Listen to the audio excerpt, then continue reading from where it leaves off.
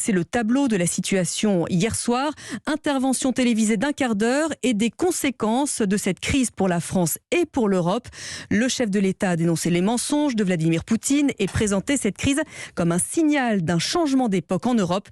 Le chef de l'État qui promet également de protéger les Français des conséquences économiques de cette guerre. Les Russes, eux, cherchent aussi des solutions pour sauver leurs fonds. Certains sont gelés, le rouble s'est effondré. Alors c'est une crypto-monnaie qui tire son épingle du jeu. Depuis quelques jours, le Bitcoin cartonne. Son volume de transactions a connu un pic quasiment historique. Les explications d'Élise Dangean. Contrairement à l'argent qui transite par les banques, le Bitcoin est neutre, il ne dépend d'aucun État, il est certes régulé, surveillé même, mais il reste complètement indépendant. Une aubaine pour les Russes, mais attention à ne pas céder aux fantasmes. Les plateformes de Bitcoin doivent tout de même fermer les comptes des acheteurs sur liste noire, c'est obligatoire.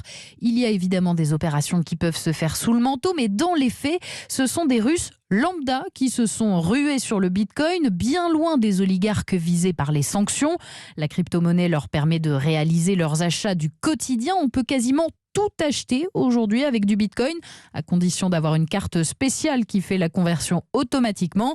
Avec ce conflit, le Bitcoin prouve donc qu'il n'est pas qu'un outil spéculatif, mais bien un moyen de paiement alternatif. Les précisions d'Élise Dangean pour Europe 1.